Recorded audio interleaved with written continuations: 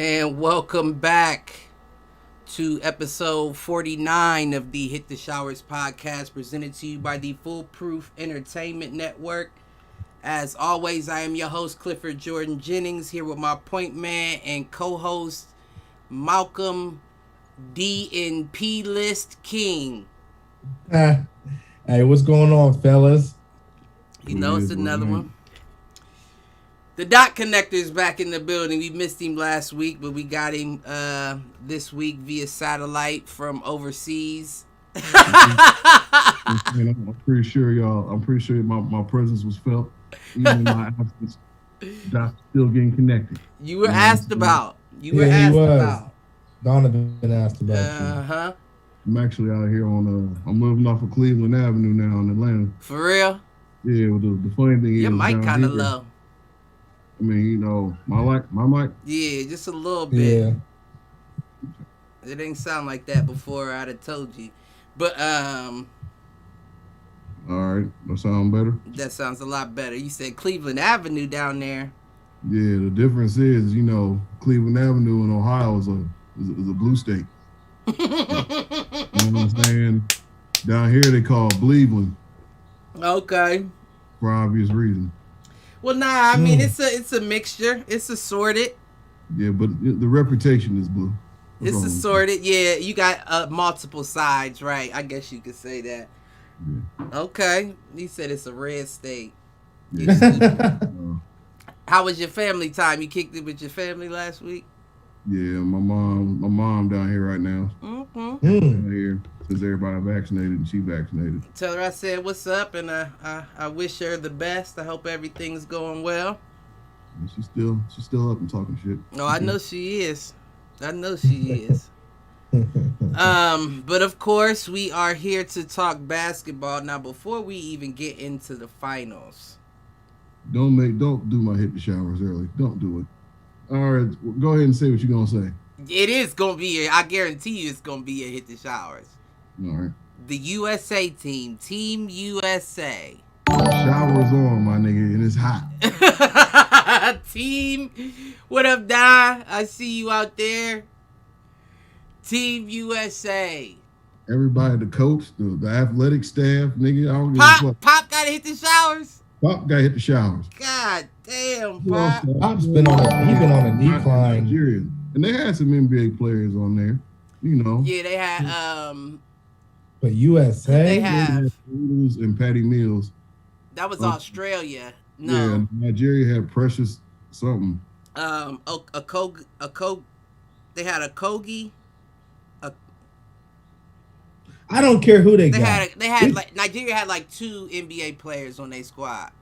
Turn it up just a little bit more for me, Aaron. But yeah, they had 2 NBA players on their squad. Australia was deep with the NBA players. But regardless, what was you about to say, Mount? Because I was a 90-87 loss.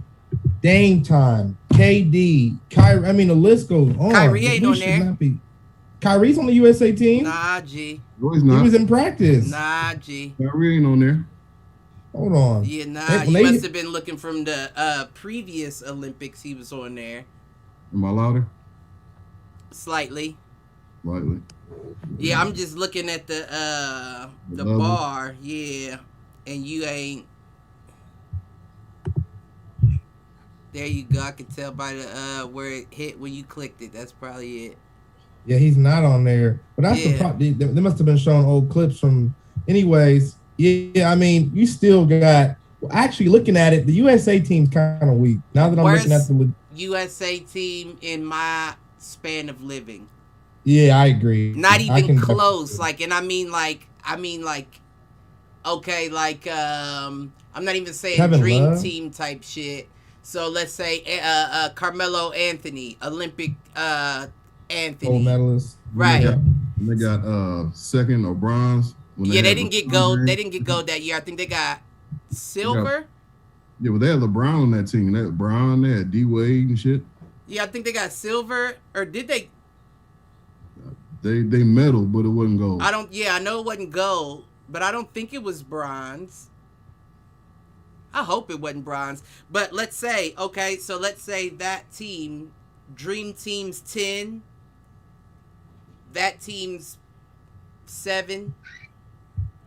This team's 4. This team's a 4. And I'm just saying that to say how far the drop-off is. I've never seen a worse Olympic team in my life. And I'm not saying that to down anybody on the team. That's not my intent. But all I'm saying is when you bringing in Darius Garland from the Cleveland Cavaliers. Is that who number 30 is? Probably. In that team, and I was like, who the hell is that? They brought in Darius Garland and Kevin Love, and I wanted to say, Kevin Love, sit your bitch ass down. You ain't played fucking 13 games for Cleveland in the past 4 years, and you want to go to the Olympics? Don't do Kevin Love like that. He's the best player in Cleveland. Man, listen. Kevin Love wish he was the best player in Cleveland. But yeah, the USA team sucks. Yeah, I was just, I was taken back. They lost the first one to Nigeria 90-87, and then lost the second one to Australia 91-83. They just got a win against Argentina. That was 108-80. But I mean, even still, throughout the length of the game, it didn't look. You didn't pull away till the end of the game, is what I'm saying. You started to pull away, but you didn't actually pull away until the end of the game. And it's like, I get it, you're missing Devin Booker and Chris Middleton and Drew Holiday, but them motherfuckers ain't. That's not the names that I would expect that you need to get gold either. You know what I mean? And right. Devin Booker, I mean, you gotta give him peas. He's doing his thing. Not necessarily last game, but he's doing his thing. But out of all of those names you just named, Devin Booker's the best by far. If you're not getting it done already with KD, Lillard, and all them, I mean, that's Jason what I'm saying. Tatum.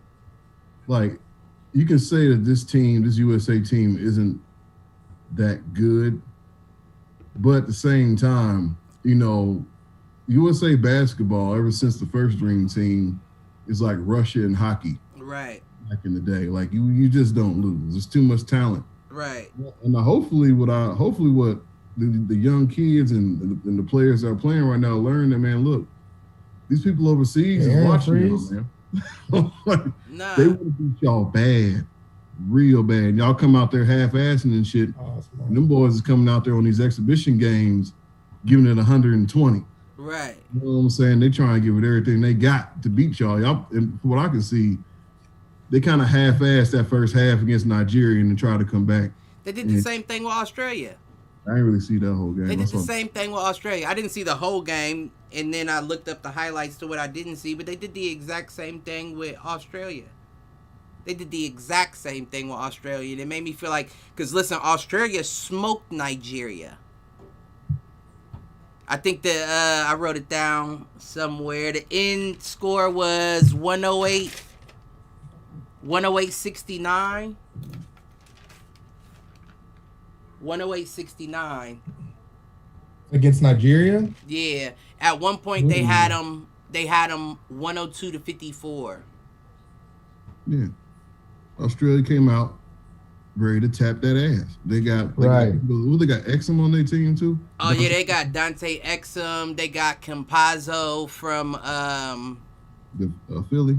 Not Philly, is it? Utah. Utah. I think it's Utah. Yeah. They got Thibault or Thibault, Matisse Thibault or whatever his name is. He was on the all defensive team this year. They got Patty Mills.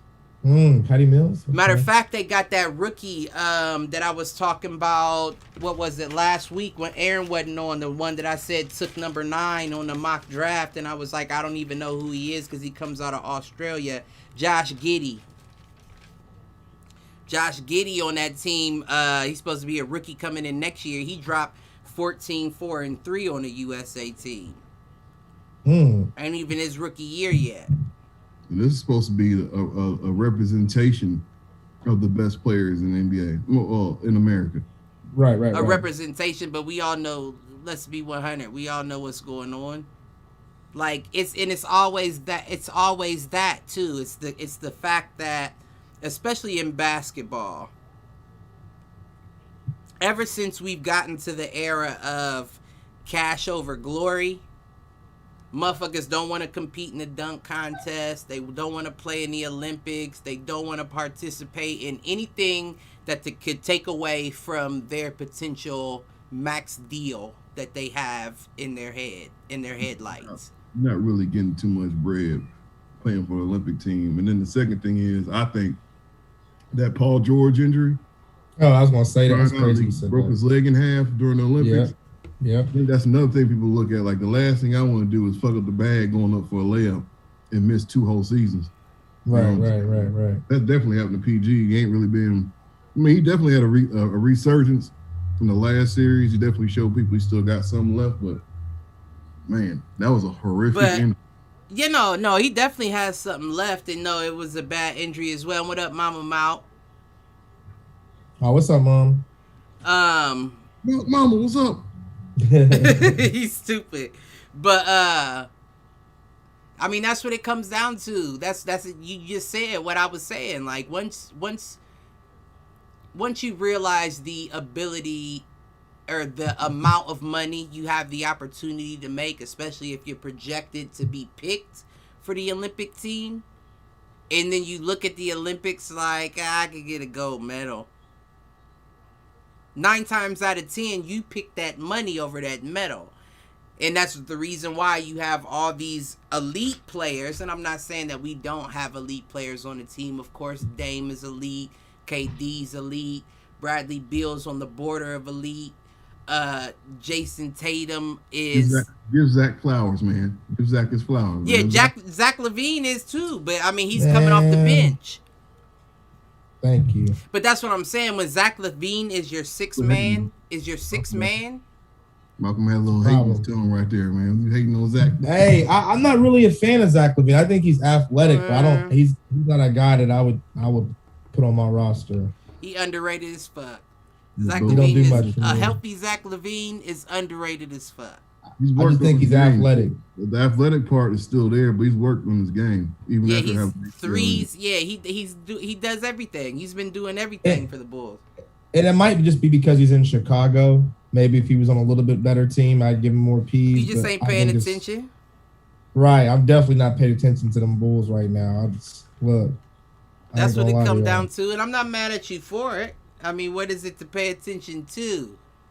Right, Aaron. You know what I mean? I ain't gonna lie, At the moment, like, you gotta be teams like that. You gotta be a fan of to pay attention to them. It's like me with Cleveland. Like, nobody's paying attention to Cleveland but me because I'm a fan of Cleveland. Right. You know what I mean? But with that being said, you picked up Darius Garland and Kevin Love.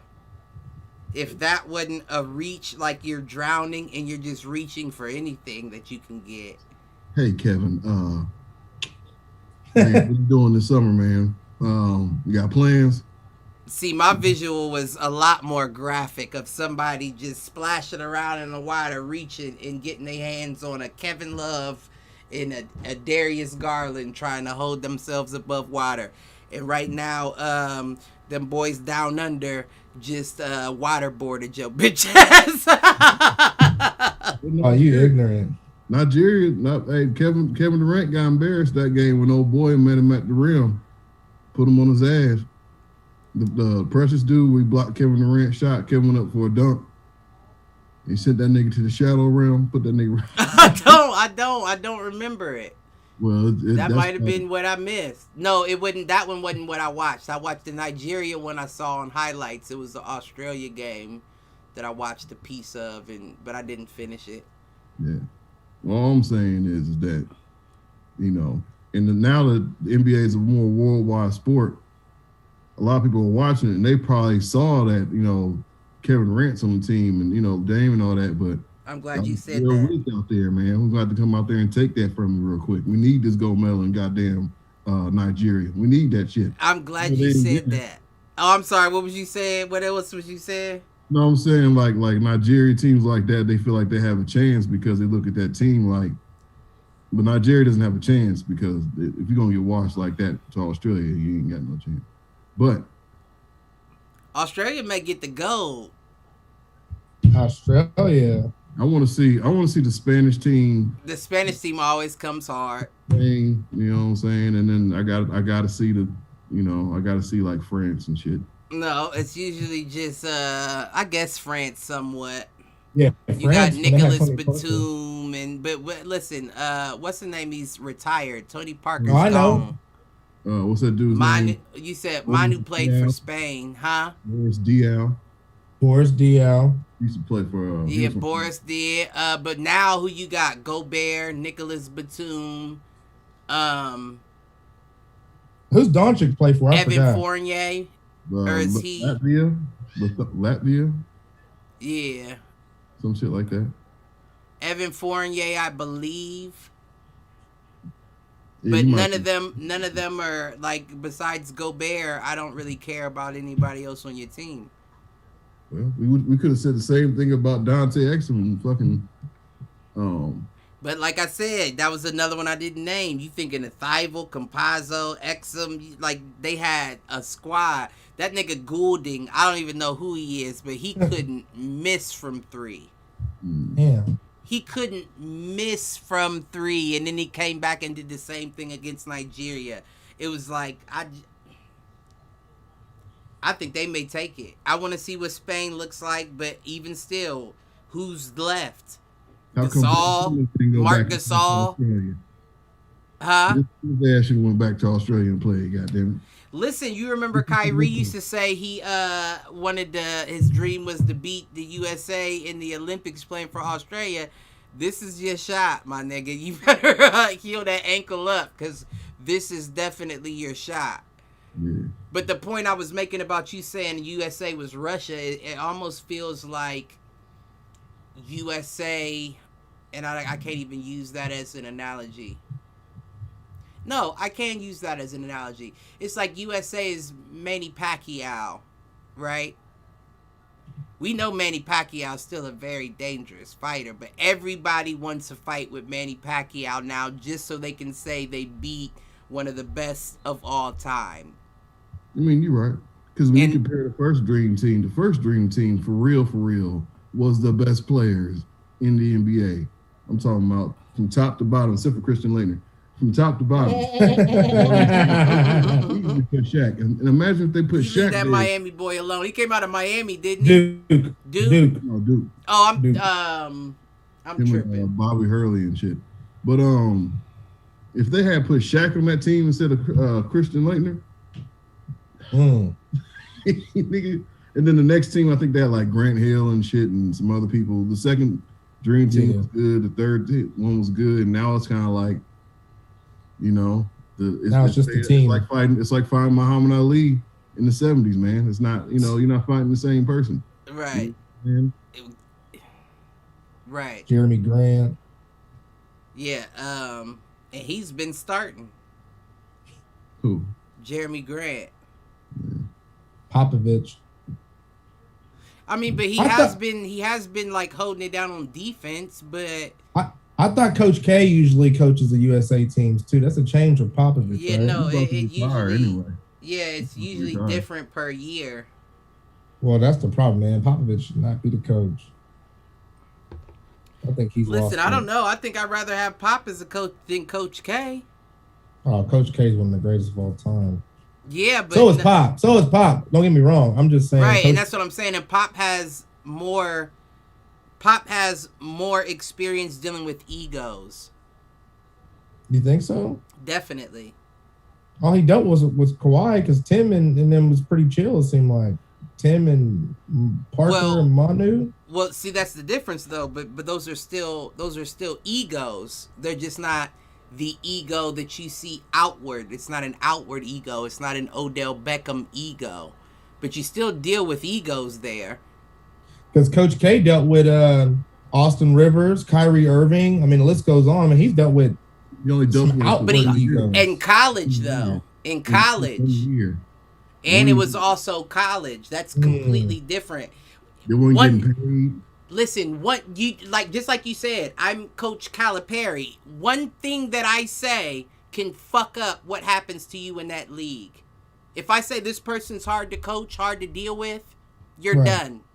Because it's coming from one of the best college coaches ever. Right. So, act right. You feel what I'm saying? That's the last opportunity you have to check an ego is college. But once they get to that league, whether you're soft-spoken Tim Duncan, remember he was doing interviews with tongue rings and all kinds of crazy shit back in the day. He had a weird side as well. He's still. You see his hair. He's still different. I don't know if you've seen his hair. Well, of course he's different, but I'm saying he was outwardly different back in the day. Yeah. Like he came in at the end of Dennis Rodman and David Robinson and all them. So he saw I can be eccentric. I can be. You know what I mean? Like. Right. But he was just different. Manu Ginobili, you trying to tell me he didn't have an ego? Oh, I guarantee Manu had an ego. Tony Parker definitely had an ego, because niggas don't. Tony had an ego. Niggas don't like Tony for whatever reason. Niggas don't. He messed it up with Evan Longoria. At that point, I was just about to say that. Tony too. You took the words out of my cheated mouth. on. But that's what I'm saying. Like you, even you have to think. Everybody in the NBA is not the same, and all people don't outwardly come out with their aggressions.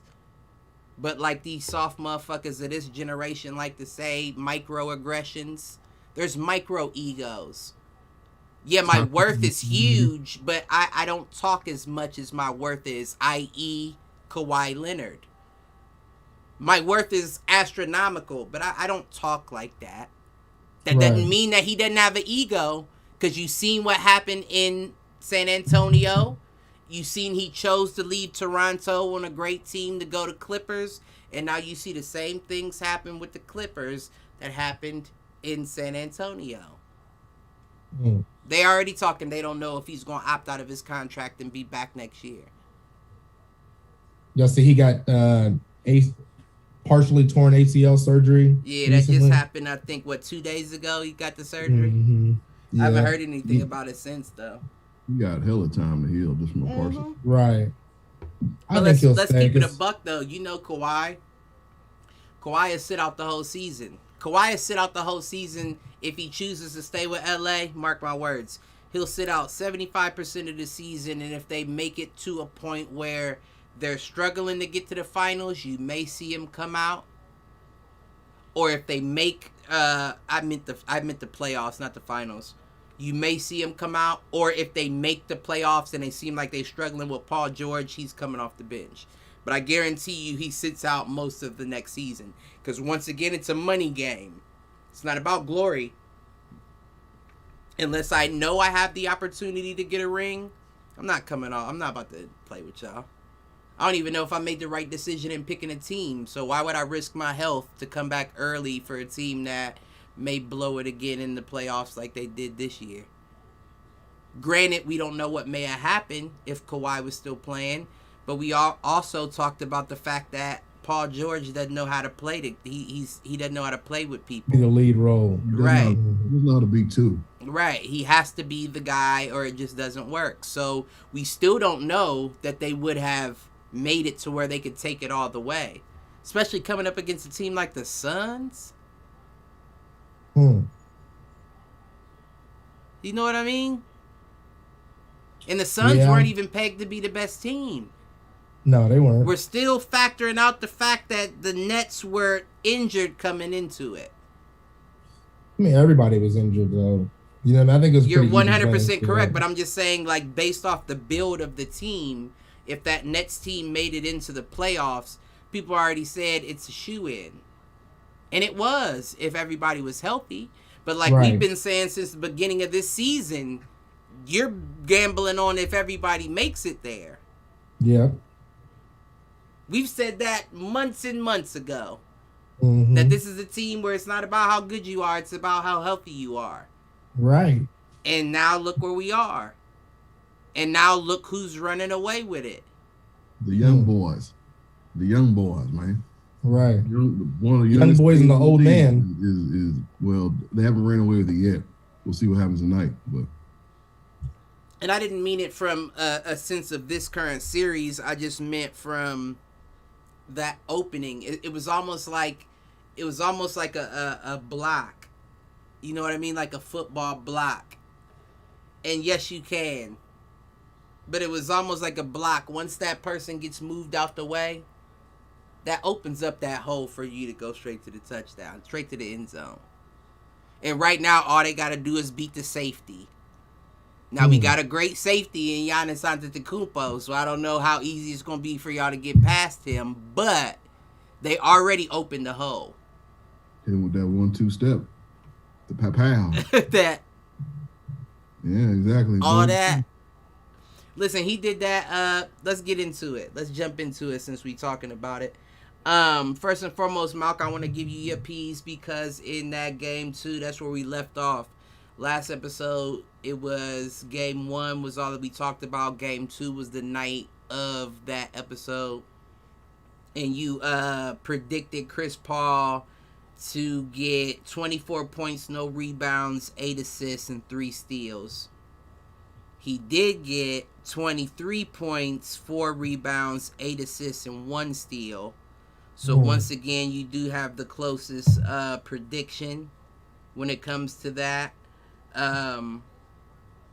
They did get the win there.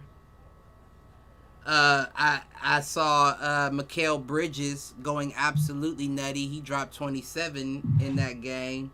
He's a problem. Yeah, he's a problem when they give him the opportunity.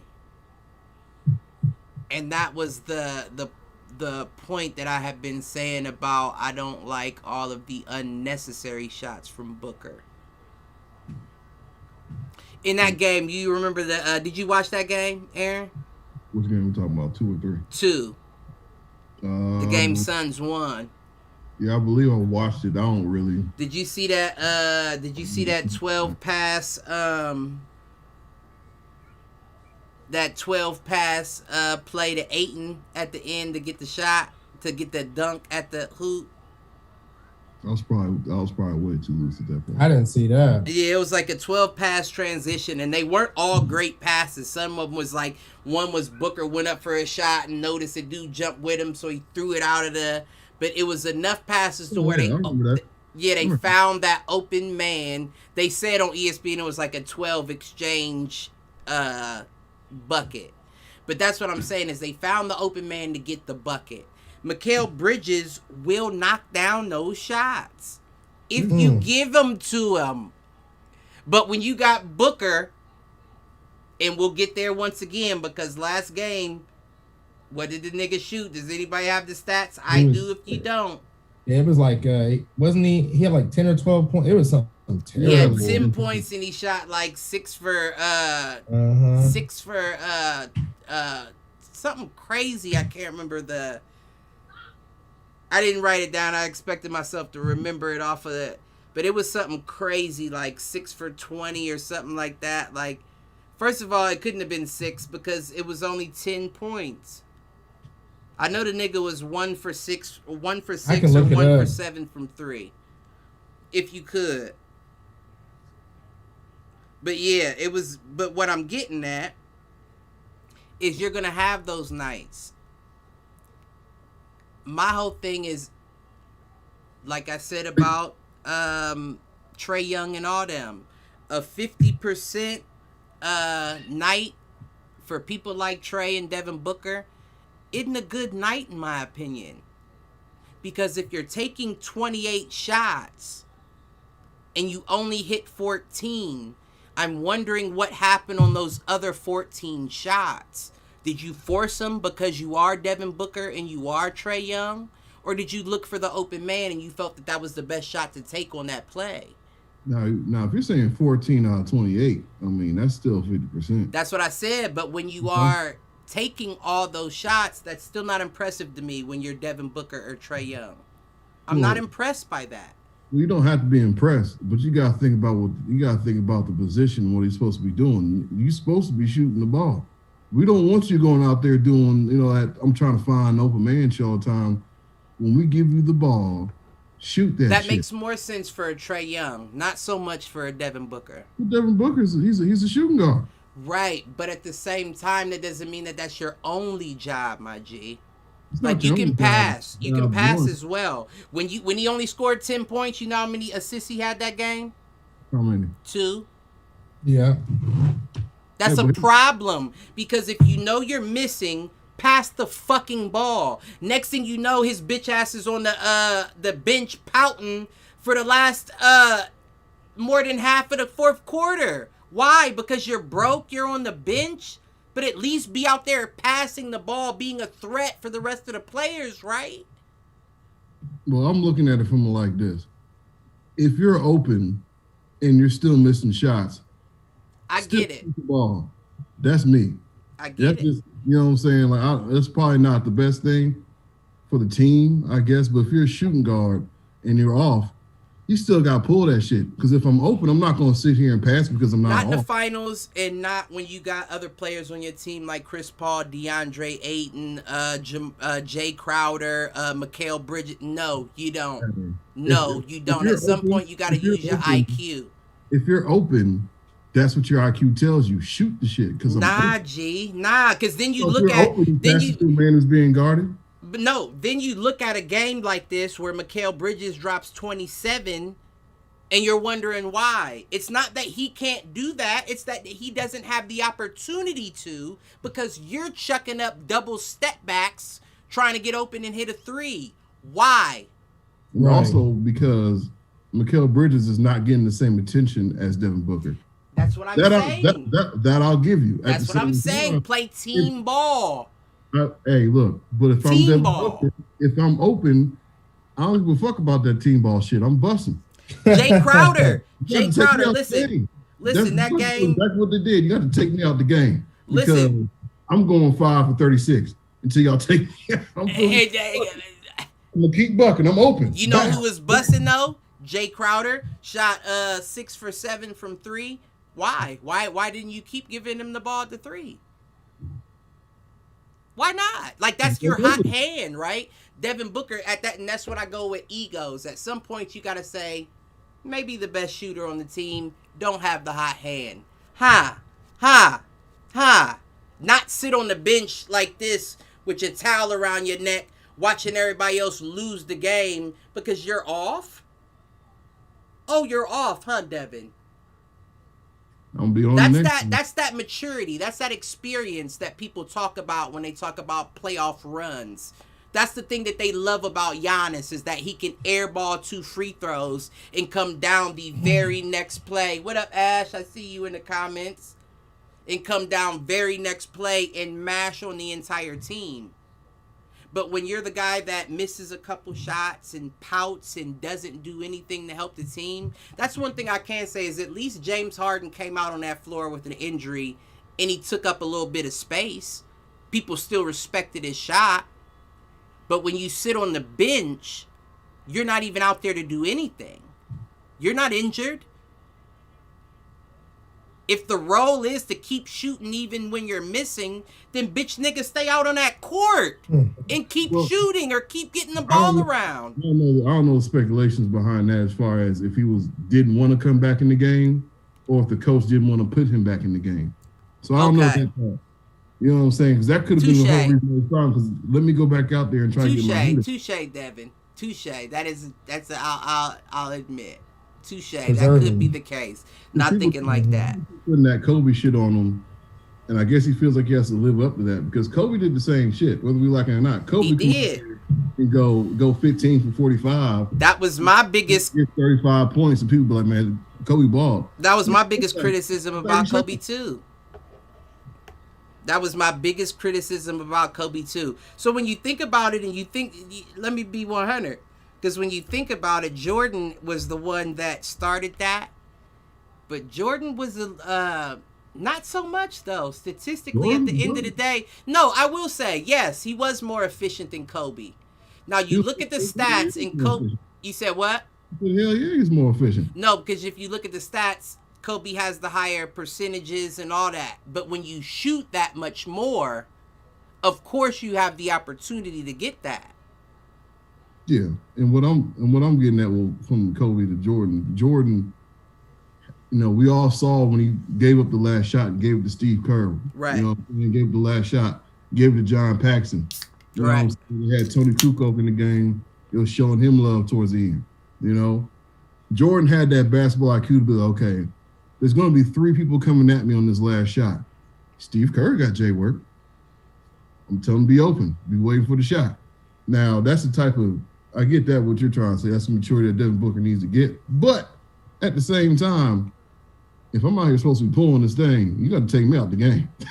I just don't, but it's the finals, though. It's the finals. Like, there is no reason. And I understand that you hit 2 in the game the prior quarters. But there is no reason to take a double step back 3 in the 4th quarter with one man with a hand up and the other man closing in when you have open men on the floor. That's not good shot selection. It's not. But that's my thing, though. Devin does that regardless. Like, his shots that he hits nothing but butter are bad shot selection to a lot of other people. So he's confident enough to take them. But my thing is, you have to be mature enough to know, wait a minute, I'm in the finals. Let's not just, hoist shit up. I'm in the finals. Chris Paul. Right. I got Chris Paul needing a ring. Think it through. Look at his stats recently. Chris Paul's stats have been on the low. Yeah, both of them, last game didn't play very well, obviously. But the game before, game 2, Chris Paul, I think that's the one he put up 40-something points, right? You know what I mean? No, Chris Paul put up 23 in game 2. Was it game 1 then? One of those games. You're talking about the last game of the last series. Clippers. Yeah, he put up 41 against the Clippers to take them into this. But since then, has only put up, I think 24 is his high. And that was game 1, if I'm remembering correctly. He got 23 in game 2. Game 3, he got 19, and he was the highest scorer on the team. Nobody on the team got above 20 points. Not one person. And Devin Booker only got 10. And Giannis and them won by 20, which isn't a high enough margin to me when I think you're at home and no one on the team scored over 20. Yeah, the Suns overall, I wouldn't say overall, but as a team, they had a bad game. Right. Not everybody on the team had a bad game, but collectively, y'all wasn't putting 2 and 2 together out there. They didn't get it down. Traveling, but we'll see. My ultimate test, I want to see what happens this second game in Milwaukee. I want to see if there's some type of, because I know Devin Booker's going to shoot the same amount of shots. Yeah, he's not going to stop. Nobody's going to get him to stop doing that. And that's another reason, and I don't mean to take us off topic, but that's another reason why I feel like the USA team they'd be good to get bronze. Because you have too many players that are only used to taking the shots themselves. KD, Damian Lillard, Devin Booker, Bradley Beal. The human pass, he ain't shooting shit. You got Drake, are you going to let him be a point? Yeah. Are you going to let him be point guard? He ain't going to shoot the ball. I know that. Well, unless you let him be the point guard, you got the ball 100% of the time in somebody's hands that's only going to shoot it. That's only going to shoot it. Like, everybody that we've named does not have a assist average over 6. Jason Tatum, Bradley Beal, who we say, Dame May. I think he may have like a 6.5 or something like that. But everybody's a shooter. So what do you do when you got a team full of shooters and nobody that's like, I'm the glue, I'll make sure everybody good? Hopefully that's what Darius Garland ends up being. And he steps up and is like, I got y'all. I'm happy for you, man. You really right. It's not gonna be Dame. It's not gonna be Dame. We know that factually. Unless Pop can sit them boys down and be like, look, somebody's gonna have to pass the ball, goddammit. Right, like I don't get it. You can't just run down the court and play. If I was Pop, and I'm sorry, down the court, man. I'm sorry to cut you off, but if I was Pop and I got that list, I'd have quit. I'd have been like, nah, give it to Coach K. I'm not doing it. That's what I'm saying. I'm not doing this. Y'all ain't about to listen. Like, I'm Popovich. I only got a couple years left on this earth. Y'all ain't about to tarnish my name with this Olympics team. It's not happening. He said this earth. It's still exhibition time, so he has a chance to let's watch. They won the game today. Let's give them that. You beat Argentina. And Scola is how old? Very old. Retired from the NBA in 2017. I don't think he retired. I think he just went overseas. From the NBA. Yeah. In 2017, like my nigga has gray in his hair. He looks like the superhero, the Fantastic Four dude that had the gray on the sides of his hair. Stretch dude. Yeah, like he has brown up top and had the gray. That's what he looks like now. And was balling on USA and was backing USA down like they were little boys. I mean, that's pretty much. You gotta give him his OG status. He's like, man, that is what he was best at. Backing the hook, back you down to the paint, get the hook off. When he was on Houston, when he was on the squad with Houston, right? Yep. They used to, man, on 2K, they used to bust was cool all the time, man. Oh, I remember. You know what I'm saying? I remember. You used to love that motherfucker for some reason. Yeah, he was all right back in the day. He was a top 10 power forward. Yeah. He was a top 10 power forward back in the day. Power forward position was not that prevalent back in the day. It wasn't a whole lot of talent there. I don't have the tools to argue against that, so you might be right. I mean, I'm just thinking off of historically, like who was playing power forward before we got like the Anthony Davises and even Kevin Durant. They were like, he's a point, he's a small forward. Kevin Garnett. Kevin Garnett. Kevin Garnett. Fucking Dirk Nowitzki. And Dirk, yep, those two prevalent. That's just off the top of my head. I'm not finna sit here. I mean, I'm sure there's more. Rasheed Wallace. I will put Rasheed Wallace up there at one point. I forgot about Rasheed. One point. Not career-wise, but... Right. Yeah, Rasheed Wallace had a good... Amari Stoudemire? Yeah. They moved him to the 5 sometimes, though. But in New York, they did a lot. Running gun on the Suns, so they put him at the 5. Yeah. But I'm just saying... Scola shouldn't be doing the U.S. like that. And I didn't mean to take us back to the Olympics. I'm just saying.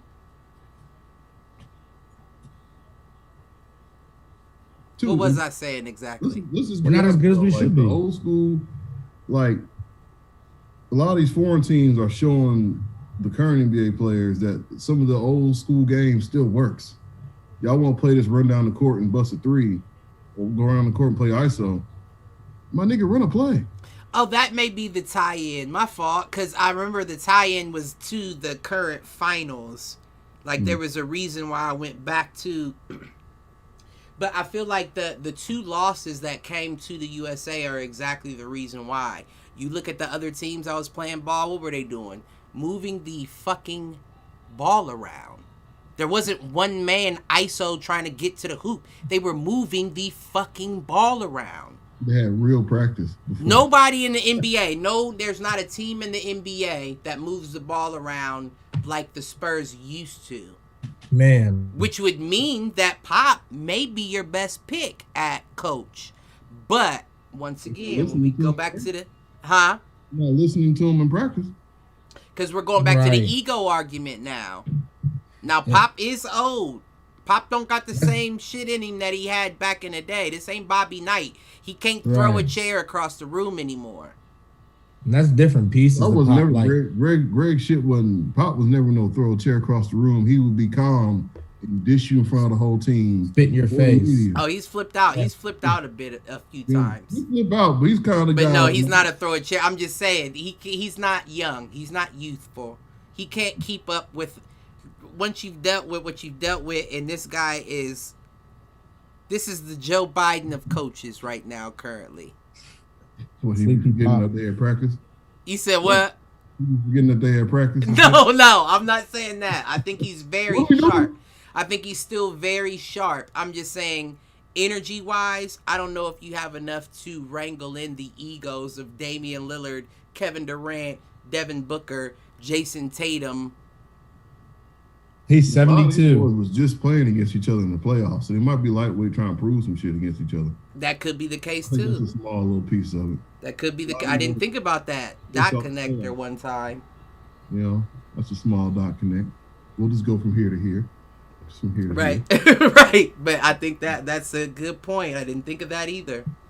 And Doc got some underlying factors too, I think, which makes sense now that I kind of just dug into it. So I didn't realize this, but Doc's wife that he was married to was married from 1976 to 2018, and Doc she died that. Doc, my bad. I said Doc Popovich. Okay, that's what I was about to say. I didn't know he switched to the Rivers now. I think with him, my point is I'm making with Popovich, why I said he's played out, is I think because he's old, he's 72, and his wife. He's played out, and I think his wife died 3 years ago, and they've been married since '76. She died of a respiratory illness. That man is, you know what I'm saying? Okay, I see what you said. I was about to say, what's the tie to that? God bless that man, but what's the tie? Yeah. But I see what you're saying, like checked out. Like I don't really have much. That's all I have is that may be all he has is basketball. You feel what I'm saying? So if that's all you have, then I don't know. I just don't think he has enough energy to keep up with that. Kevin Durant, I agree. One of his burner accounts start talking shit about the team. Shit. Right. And you know what? You know what's funny though, and this is another thing that I'm thinking about. There's not one leader on that whole team. You're right. There's not one leader on it. At least if you had a LeBron, if you had a LeBron, Pop can sit down and let LeBron and tell him just keep him on this and we'll be good. And LeBron will make sure that stays to course. They have a lot of silent assassins. The only person that you could probably put as a leader is Draymond Green, and that nigga don't score enough. That is the truth. That's the truth. Like I said earlier, any nigga that scores 2 points, sit down. That's the truth. No. But yeah, you don't have any outward voices. Somebody else. You don't have nobody in the locker room that's gonna be like, get y'all's fucking head right. Like Draymond, we need to go around and start knocking over Gatorade coolers and shit and something. Throw some chairs across the room. Maybe you need to start. He got friendly fire. Maybe you need to start kicking other nations in the nuts. How about that, Draymond? I was waiting for the dirty play. I was hoping he's gonna do something dirty. Do what you do in the NBA. Do right. That. You friendly. We need to arrest you for treason because you trying to take us out, and you over there letting niggas drive to the paint. Get a nigga landing zone when they going up for a jump shot. Roll a nigga ankle or something. I've been seeing what's the name? You said him. Jeremy Grant. He been playing more D than Draymond. Yeah, Jeremy Grant plays some good defense in general. Jeremy Grant's one of the unsung heroes. He's very underrated as well. The fact that he's on that team and starting. That's not saying much because you got Darius Garland on the team, and starting does. That's what I'm trying to say. Like the people around the world, since the world watched the NBA more than they've ever done, they're looking at this team like, so you have Jeremy Grant starting? Seems like USA's trying to mail it in this year. Right. Yeah. That's the first thing I thought when I saw it. We going for the gold, baby. All types of countries, like, man, we got a chance. Like you said, Australia and all them other boys. Listen, Kyrie better put a fucking splint on his motherfucking ankle because I'm telling you, I think Australia may take gold without him. I'm telling you, I think Australia may take the gold. Like you said, I still got to see Spain. I do. But if it's not Spain, it's Australia. I don't even think Spain still has the same team. They don't. That they had. I don't know if the Gasol brothers are going to play. No, you may have Mark. Oh, Lord. You may have Mark. You know what, though? Is Luka playing in Lithuania, too? That's what I was asking. Yeah, he is. He's playing. Lithuania, where the fuck it is, yeah. They're both from the same place. Porzingis and Luka. Luka's playing. I know Luka's playing. I don't know if Porzingis is playing. I haven't really been able to confirm that. And if he is playing, he has. Luka wouldn't give a fuck. Luka would be like, I'm sick of him. I'm not coming back. I'm not coming there. Yeah, like he don't even know him. Like they walk into the locker room, he just walk right past Porzingis. I wouldn't either. Straight to the homeboy. Well, there go your boy Porzingis. And fuck that nigga, man.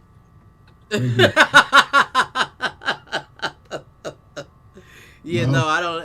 Because I was just thinking, like, if he healthy, that could be, but nah, that ain't gonna be. mean, when you got Luka on your team, you have a team full of professional basketball players. I mean, you got to give everybody the respect. These are the best players in the country, no matter how big or small the country. When you have a team like Luka, he can make some miracles happen. But I don't think it's that big. I think Luka might fuck around and make it to like the final. I said the Final Four, but you know, I know what you mean. Right. You know, maybe in the Browns game. And it's confirmed that he is playing. Yeah. He had a press conference with his team. They showered him with water. They poured water on him at Sunday's press conference. Like he should be. So I'm sure Porzy's playing if he's playing too. He ain't getting no press. Right. He ain't. If he is playing. Was he injured towards the end of this? He was just recovering as the playoffs started. Yeah. Porzingis is becoming, in a sense, like he's just lasting longer, but he's becoming, in a sense, like a Greg Oden, the white version of Greg Oden in basketball. He's just lasting longer. He's just lasting longer. He hasn't. No, sir. Exile. Yeah, he's injury prone. I understand what you're saying as far as injuries go. Greg Oden put like 5-10 games. What has Porzingis really done in the league, though? Are you fucking serious? When Porzingis came out with New York, he was damn near point guard at 7'3". So the one hit wonder. I mean, you made off. I'm saying Greg Oden never played enough games in the seasons. He'd be considered. Right. Right. But at this point, I don't ever see when do you Greg see Porzingis Oden had a problem making it across half court without the ball, let alone with it. He gets to the half court. Take me out, coach. My knee. Take me out. Listen. He started calling timeout. Hey, don't do him like that, Aaron. He was just walking around the zoo the other month, pushing his daughter around in the stroller, bent over, walking the whole park. And of course, this fucking celebrity thought chaser had to say something to him. I mean, you see a 7-foot guy, and you're like, wait a minute. Okay, that's Greg Oden over there. Nope, that's a bust over there. Leave him with his family. Right. The fuck? Isn't he on the Ohio State coaching basketball coaching staff? Is he? Yeah, he's he's not like nothing high, but yeah. They gave that nigga a job. Right. What else? He's the assistant to the assistant. And then what are you doing? What exactly can Greg Oden help with? You could teach a big man how to, don't get hurt. Hey, look. What can you teach him exactly? You said how to not get hurt. I seen that movie just do. That shit always tweaked my knees, so I don't know if you got it in yours. You gonna cut it out? No, I don't know. I'm not trying to send the guy. You know what I mean? He Ohio State alum, but.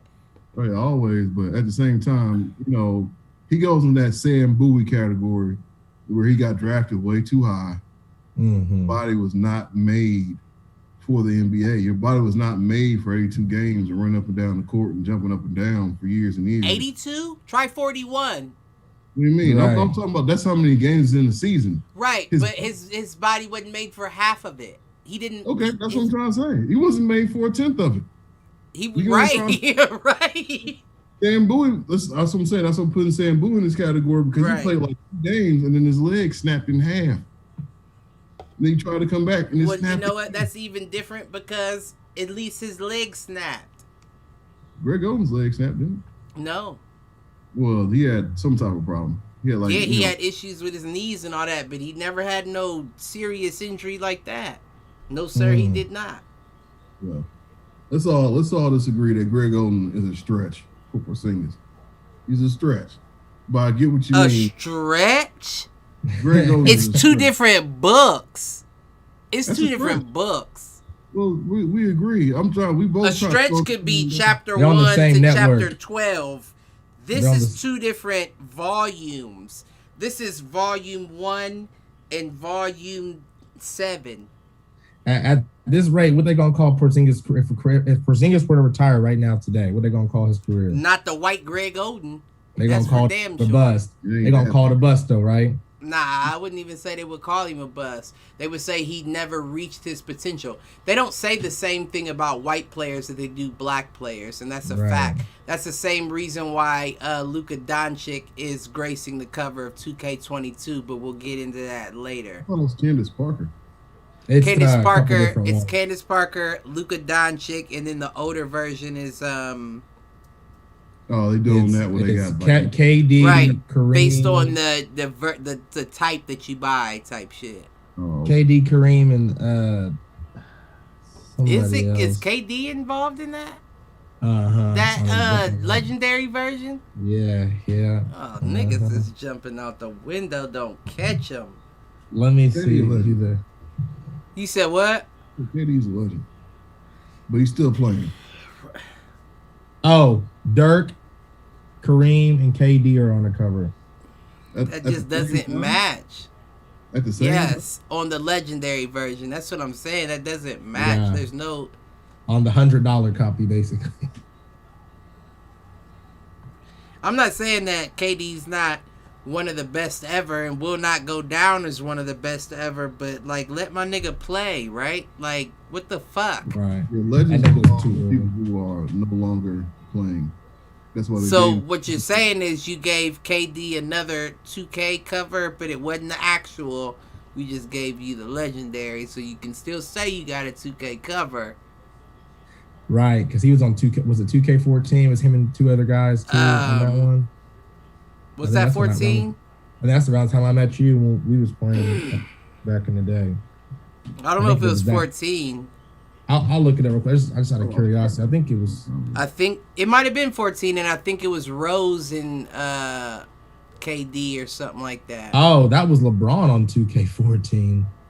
Oops. I think it was, so it might have been 15 then. I think it was Rose and KD. KD and his OKC and Rose and his Bulls. 2K15, it was just KD on Oklahoma. Okay. It was just KD. You're off. Okay. That's the year he switched sides. Was it? Yeah. No, it wasn't. The year after, after, switched sides right? in 17. That's what I'm saying. I said the year after that. In 17. 2 years. So 2 years after that, right? Because LeBron and them won in 16, and then he came over in 17. But yeah, nonetheless, that game 3, Bucks pulled it off. Like I said, nobody on the Suns scored more than 20. Mm-hmm. Booker only scored 10. Giannis scored his 40 as he does always, but I'm at the point right now where I'm asking myself if that matters. Because when you don't have anybody else that's going to consistently put up numbers with you, who gives a fuck if you put up 40? Chris shows up like, Chris takes a game off. Chris is like he'll show up today and he won't show up tomorrow, but then the game after that he'll show up. Then the game after that he won't show up. Every other game. Yeah, like every other game. That's it's not every other either. Because he scored 11 in game 2, and he scored 18 in game 3. I think game 1 was only like a 14-point game, if I'm not mistaken. Mm-hmm. That's what I was saying when I said he's too wishy-washy for me. Game 6 against the Hawks, he scored 32. That was his high in these finals. But, oh no, I'm lying. He scored 29 in game 1. Yeah, because I remember saying that I was wrong, even though he didn't hit 30 back-to-back. I'll take my licks for that one. He hit 29 in game 1. So, I was off. But still, I mean, that's what I mean. It's still the same thing, though. He shows up sometime. Like, this is, it's like he puts on the calendar. Okay, so it's what game in the series? All right, I'm going to take this game off. And then the next game, I'm going to ball. Then the game after that. Right. I'm going to miss all my shots. Yeah, he's not consistent. Yeah. Listen, I don't know if that's your 2. What I will say is if Giannis somehow pulls this off with Chris Middleton as his 2, I'll give Giannis the P's that everybody's been giving him for the past how many years? I agree. 5 years. Yeah, I don't give him those P's. I mean, I give him P's, but I don't give him the same ones that everybody else gives him. He's not that great to me. You just have great genetics, and you can get the ball down the court. That's not impressive, though. I feel like if me and Giannis sat down and talked basketball, I feel like I would, even though I'm very wrong about this, I feel like I'll be able to teach him some shit about basketball. Right, like actual, like the game of, like. You know what a 1-3-1 is, Giannis? Oh, right. What that is? Okay, so boom. You got that. He said so boom. You know what I'm saying? I'm gonna put you on game because you don't know. He only been playing the game since he was like what? I think like he was in high school. Yeah. And even then, he was a soccer player before. He one player was like Joel Embiid, where you're kind of just now figuring out the game because you've been playing this on. Whereas USA kids, most of us start playing basketball around like 6 or 7. Most of us, unless you end up being one of the people that shows up to school and you 7 foot and they're like, hey, man, here go basketball. Right. Some shit. You know what I'm saying? I'm gonna teach you how to lay up and do that, but most people will spend the majority of their life learning the game to when they get to high school, they understand most of it. You know, man, that's why I feel like it's the surge of like if I was comparing it to rap music, it's Eminem. Like how? Like Eminem came out, and I don't even want to take it back as far, but let's keep it a buck. When white folks saw Steve Nash, they was like, skill. Like, you know what I mean? I'm not saying that white folks wasn't skilled. It was just to a point where you were a master of 1 or 2 facets of the game. You didn't know much else outside of that. Then when Steve Nash came in, it was like, oh, he's just all around great. Then I feel like we had the surge of Eminems where the white boys was like, oh, I'm gonna play like Steve Nash, i.e. your Doncics, your well, I mean, this is a stretch. I'm gonna give Chocolate his piece too, because White Chocolate kind of had that same. Jason Williams. Yeah, White Chocolate had. Oh, he's one of my favorite players ever to grace the league. Race regards. But what I'm trying to say is when you see a Jason Williams out there with flavor, you know he can't jump. He has somewhat of a J. But his game is saucy. That's where you get your DiVincenzo's. And you know what? He's been hurt all year. No, all playoffs. Well, yeah, not all year. He was hurt before the playoffs, though. Yeah, it was like just before the playoffs he got hurt. Was it that close? Mm-hmm. Oh, I thought it was a little bit more. Anchoring into the team because he was a 3-point shooter and all that. I think he was starting. I'm not too sure. I think he was starting. Well, who's their point guard right now? Jrue Holiday. Yeah. But I don't think DiVincenzo was a point guard. I think he was a shooting guard. They had him running point at one point. Well, he wasn't starting over Jrue. I know that. He definitely wasn't starting over Middleton, but he was starting at one point. I'm wondering if it was. Small forward, so I think they might have moved Middleton to a 2 and put Compton at the 3. I think that's what they did. Now I gotta look at it. Yeah, I don't think Connaughton would have been a 3. Well, I'm saying, but now that they lost DiVincenzo, they adjusted the lineup, putting Chris at the 2, Compton at the 3, or vice versa. I think it's vice versa. Well, however you put it. DiVincenzo was a piece, but it's one of them things where, like, you know, you're losing 14, 15 points. That matters. But if you're a championship team, I mean, you already made it this far, so I don't want to hear them. Well, the question is, because, see, this is my whole thing is I've always liked DiVincenzo. But my whole thing is throughout the season, that 14-15 means something, right? Yeah. But then when you get into the playoffs and you got Middleton only scoring 2, then what does he hit? Does he still only hit 14-15? Because I'd imagine he'd hit more than that with the opportunity to. Yeah, I'm not saying he wouldn't, but I'm saying with the Bucks making it to the finals, it's kind of it's kind of a hard argument to say whether that he would made a difference. You know what I'm saying? They made it to the finals. Now, if they lose the finals, you can kind of throw that argument in there, but could it be enough? Could he be enough? I still don't think he's enough. I still don't think he would be enough to put him over the top. That's what I'm trying to say. Like, DiVincenzo is not a game changer. he's definitely an important piece of the team, but he's not somebody putting the game limit. We got to put Vincenzo in. Right. You right. Mm-hmm. You right. Putting the red-headed white boy. You gonna change the game. You right about that. You are right about that. But I don't know what my original point was, but I do feel like it was the Eminem era when Steve Nash came out. It was like that's when you saw the insurgence of the skilled, like all around skilled white player. That's when the big man died because he took two whole MVPs from Shaq. Two of them. Sure did. Because Shaq won both the championships that year. And they gave Steve Nash MVP both of them years. You ask Shaq about that shit to this day. He's mad as fuck because Shaq only got one MVP. One of the greatest to ever do it. And there's no way Steve Nash has more than Shaq. No way. No.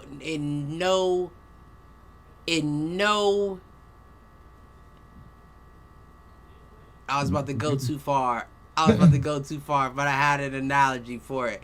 But in no world that we would ever live in would Steve Nash be the most valuable player over Shaq. I mean, you should just put them next to each other and be like, so it's him, right? Right. The 7-foot dude that's right on the court and mashing on niggas? Yeah, that's him. You talking about him? Steve Nash? Wait, the soccer player. The 5'11" dude who can't jump?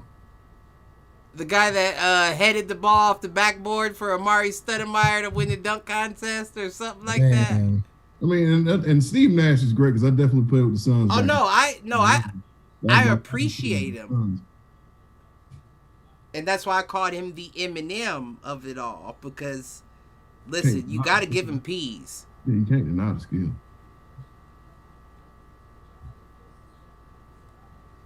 Top 15 of all time. Point guard. Steve Nash. Can't give him top 10. Can't give him top 10. I don't think I could. I don't think I could squeeze him in top 10. But the only reason why I said top 15 is because I could see him hitting that 12 spot. Yeah, my first 5 was pretty solid. Yeah, I can see him hitting around that 12 spot. I can kind of see that. That's. I'm willing to take that. I have no argument against that. That makes sense. And I'm just throwing shit out, but what I'm saying is you gotta give Steve Nash his piece. Of all time, I would say clearly top 15 point guard. Well, I feel like if we brought Steve Nash on here and said, hey, do you think you deserve the MVP over Shaq? He'd be like, oh no, Steve Nash is a real one. Nah. Steve Nash is a real one. Steve Nash should tell you the truth. And what's the name? Ernie from Ernie Johnson. The analyst. Yeah, the analyst, whatever, the NBA team. With Charles Barkley and Shaq and them. Yeah, right. Yeah. Even he said, I voted for Steve Nash over Shaq. And if I was Shaq, I'd be like, man, cut the cameras off, man. Right. Square the fuck up. Yeah, we finna baptize this nigga off camera. We gonna come back and we're back. We're gonna be lumped up. Right, looking like Martin. Exactly. What happened over the break, Ernie? I failed. Goddamn right you failed. Listen, hard. but I mean, I get it though. I mean, I get it. You know what I mean? Because once again, that was Eminem. Like I'm saying, that was Eminem. So when you look at white folks everywhere, they like, oh my gosh, a Steve Nash. The same way they were like, oh my gosh, a Eminem. And don't get me wrong, I would put Eminem right there with Steve Nash of best rappers of all time. Right around that 12 spot. Because you're undeniable at what you did. Yeah. But I can't say that there weren't people before and after you that didn't do it better. Especially when you talk about, not to go too deep into rap, but speaking about things that I understand. Right. You know, I understand exactly what you said. Eminem talked about things that more white people understood. Even though Eminem had I don't even think all white people understood the shit. But he was, I mean, all right, like I said, I'm not going to too deep. But I know what you're saying, though. Burying his mama and shit. I've never heard a nigga ever say fix their tongue. Skeletons in my closet, yeah. Let me make a song like that about my mom. She can be at the studio. Do. All right. I'm gonna make a diss track. You finna be on this bitch, motherfucker. All your childhood shit. You on yourself, all that shit. He did a tell all. Listen, Aaron's mom is a gangster, boy. Listen, that's all I say. But yeah, I just don't know. Well, let's do this. Give me y'all's predictions for tonight's game. How about that? We'll do that. And then I got a couple things to wrap us up. I'm gonna say Suns win. Suns win? I don't see them coming out. And like you said, nobody on the team scores more than 20. I see that as very improbable. Right. Not impossible, but I'll be damned if that shit happen again. I think I'll say impossible. Yeah, well. I think I would say impossible for no one on the team to score more than 20. That'd be pretty hard to achieve. So I'll say they win this game. That's my prediction. I don't really have a point amount. If I had to say a point amount, I would go easy, say like 10-12. You know. 10-12 is the difference. Yeah, maybe they get a big stretch in the third. They take out some of the starters towards the end of the fourth. Bucks come so back. Since you ain't giving a number, I'll put Suns by 11. Okay. I'll split it down the middle, 10-12. We ain't doing that. That makes sense. What you think, Mount? Wait. I'm sorry. Before you speak, do you think anybody will be a key to victory on the Suns this evening? I'm going to give it to the Swiss Army knife, man. We just talked about him too much. Devin Booker? Nah. Chris Paul? That's my Swiss Army knife. That's what I was about to say, because when you everything, you don't always do everything good, but he do every guy. He play D. Right. He's down. He scored. He's athletic. He's hungry. He hustles. He listens, apparently, because he be like this, waiting for the ball, and he don't get it. But that don't mean he don't go not play defense. Listen, even when Devin hits it, he still run down the court like this. Yeah, three. Right. Right. Yeah, he's a team player for sure. Okay. What you think he hits if you had to throw a number out there? Chris Paul. Chris Paul. I think Chris Paul hits. Yeah. No, 18. 18. 18. Probably about. I think he might have a on the low triple double. For real. 18 triple double. Okay. However it works out, I think he might have a triple double. I think he goes out there and tries to utilize his other skills besides scoring. Okay. Drew Holiday might lock that ass down, like he does with Devin Booker sometimes. Well, you know, Chris Paul plays for the Switch, and I don't think I've seen Drew Holiday D'ing him up on one of his middies 10% of the time he's shooting them. You're right, but if that pick don't come. Right. Well, let's be honest. That pick usually comes with 8 and better come. Out there. What Drew look, he look at that pick better come. Devin Booker needs that pick more than Paul needs it. I don't think Devin Booker's even asking for the pick. I think he's just fucking shooting. Right, but he uses it more than Paul uses it. Is what I'm getting at. Okay. Let me retract that statement. Let's rewind that. Don't want to say Devin Booker needs it more than Paul. You should utilize it more. Definitely uses it more than Paul. You should utilize it more, is what you're saying. I'm not saying he should. I'm saying he does.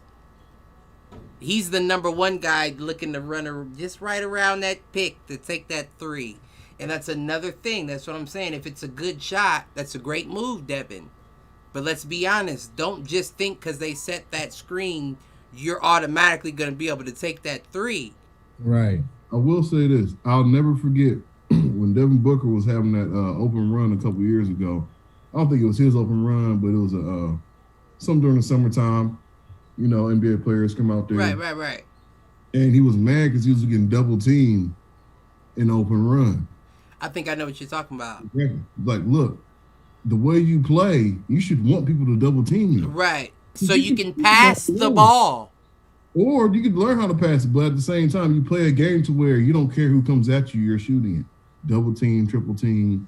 Well, see, that's the thing. I feel like he got that information, he downloaded that, and he took it to heart because now he doesn't care. Like I said, if someone's closing out and someone's already there with his hand up, he's gonna take the double James Harden step back and shoot the three regardless. Mm-hmm. Now he may hit it. He may hit it 25% of the time, but why are you taking it the other 4 if there are other options there for you? That's why I feel like it's not 3-0 right now. That could be true. Like I said, you're right about it, but the mentality, like everybody keeps saying with that Kobe shit, he feels as if he just got to keep hoisting that motherfucker up, man. Listen, I don't mean to put it on to me or anything about me, right? But just saying the kind of player I am, and I'm not no basketball. Well, even basketball, it's the same on basketball as it is any other sport. You don't have to pass me the ball, hand me the ball off. You don't have to do anything.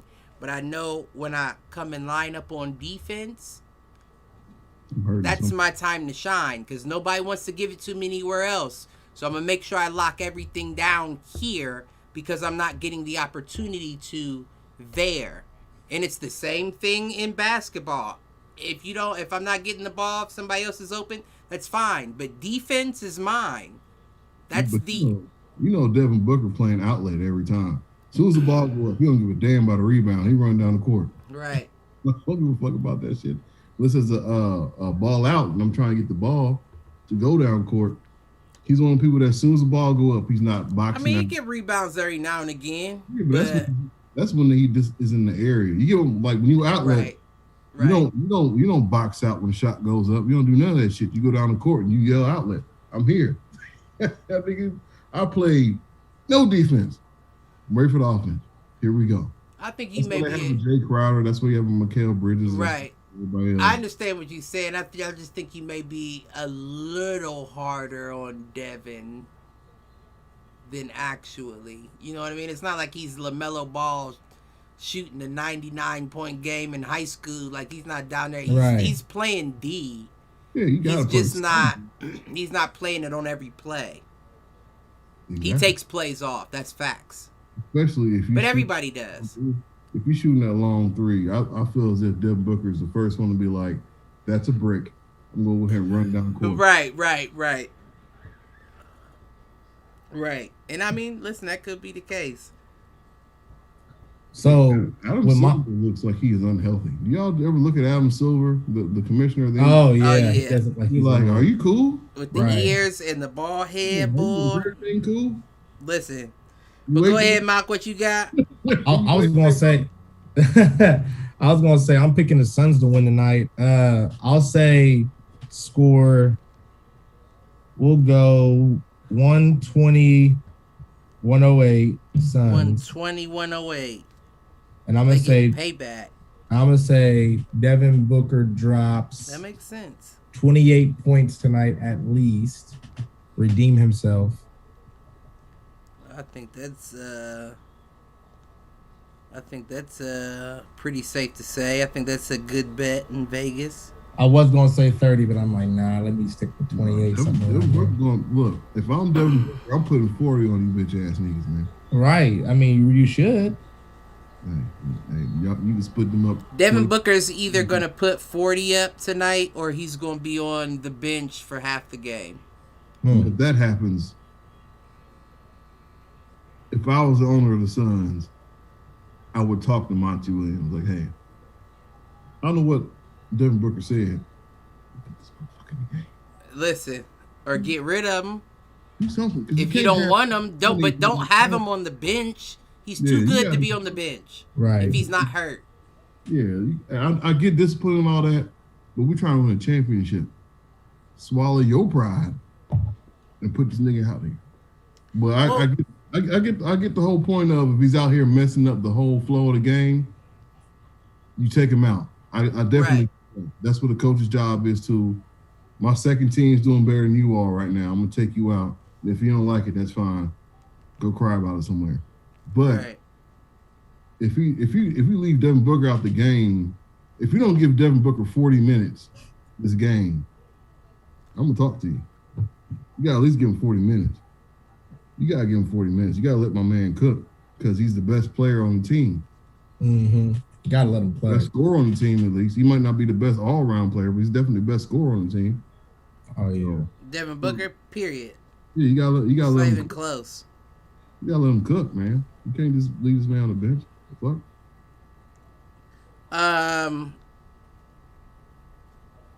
So I'm gonna say Suns, of course, as well. I don't see them having that same game, and I don't think even Drew Holiday dropped 21 in that game. Giannis had 41, Drew had 21.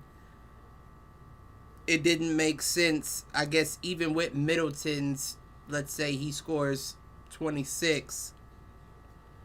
Hey, don't see it being enough, even if... My nigga Bobby Portis. He had 11, Joe. Whose food is this? Is it mine? My eyes, boy, be wide open for no reason. They do. You got a foul shot. You might be related to Bobby Portis. Well, I wear glasses. Y'all motherfuckers both got the wide eyes. True. I don't think I'll go in the crazy category. Bobby Portis look like. Yeah.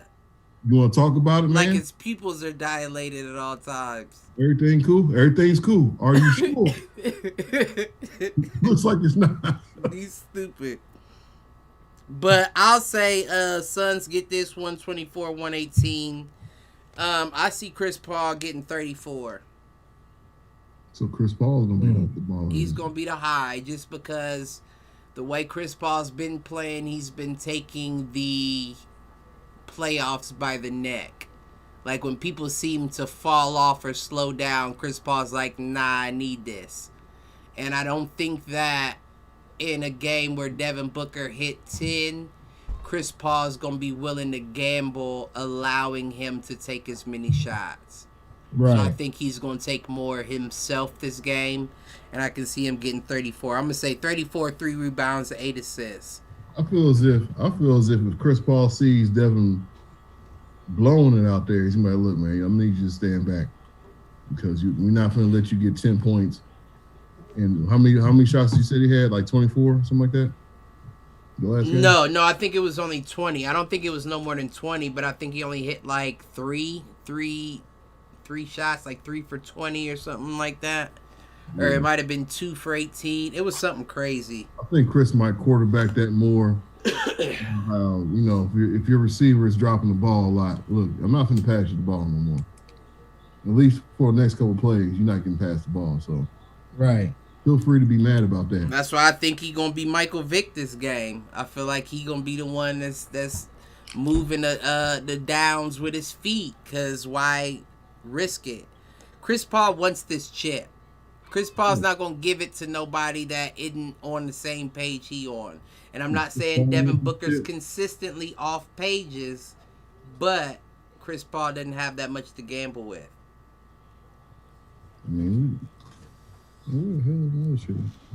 So yeah, I say 24-18, 34 3-8 for Chris Paul. We gonna see how that turns out, and then we got a little bit of time. First and foremost, I would like to I want to bring it back up. I want to bring up the Luka Doncic cover. Like, why? What you mean, why? Not Luka Doncic. You mean Kevin Durant? No, Luka Doncic. Luka Doncic is the announced athlete for the NBA cover. Just like Giannis was the announced athlete and Dwayne Wade got the legendary cover because he was retiring with Miami. Mm-hmm. You can't really give it to Kevin Durant in that sense because you're not the announced athlete. So what's your problem with Luka being in? Right. I just feel like it's the same thing that Kendrick Perkins said. What old Perk said? Like, if Luka did the same thing that Trae Young did this season, they'd be putting statues up around Dallas right now. Let me tell you something. We had that brings up an interesting thing, because I was talking to all like my boy. I'm wearing the shirt for him. He ain't watching the shit, but I'll show him later on. I'm wearing the shirt because that nigga a Hawks fan, which is funny to me. But the thing is that they have a Dominique Wilkins statue outside of Atlanta. It's not the Phillips Arena anymore. It's the where the fuck it's called. I'm following that. Dominique Wilkins deserves it. He was the best player in Hawks history for a long time, but Dominique never went to no finals, Eastern Conference Finals. Trae Young is getting to there. I'm like, man, y'all Neither might did Luka. Huh? Neither did Luka. What do you mean? Luka never made it to no Western Conference Finals. Yeah, but I'm talking about Atlanta, though. As far as who they have up there, they have Dominique Wilkins up there, who was an Atlanta staple. But now you need to rethink that shit, because you have Trae Young, who's on the uprise. Okay, I see what you're saying. You know, I see what you're saying. He's done everything. So there's a whole other side to this building. I see what you're saying. Might need to put Trae Young statue up there at some point. Just like LA. LA has 4 statues. They got like a Shaq statue. They got like a Jerry West, Magic Johnson. Right. They got Kobe one too. Yeah, I think Kobe just got one. They're gonna have to put up another statue. The thing about Luka, you gotta think about the Madden shit. Oh no, I give Luka his props. Now that's not nothing. I don't want to take away by saying. I'm talking about like having a hot season. Like let's talk about just like Madden covers, right? And I want to bring up Peyton Hillis out of Cleveland. Okay, a man had a good year, got a Madden cover, and disappeared. No. Peyton Hillis had more than just one good year leading up to that Madden cover, though. I'm talking. Okay, all right. Well, after that, what happened? The Madden curse. He got injured and never played really much ever again. I think he did come back, but he was the hot player at the time. Luka's the hot. You know, you can say Trae Young is the hotter player because of his accolades, but they make this game way before they do this. So they might have had a contract with Luka, like, look, man, you on the cover. You know what? That's interesting to say. I'm glad you brought that up, because the only way that would make sense is if it was contractually already set in stone before the end of these playoffs. You just gave Luka $15 million for this shit. Yeah. Because their stats are eerily similar. Yeah. You can even give Trae Young some points of the stats, and then you place on top of that the fact that Trae Young took his team farther with arguably less. I'll say that. I can give you that. And it's like, we'll give Luka the cover of 2K22.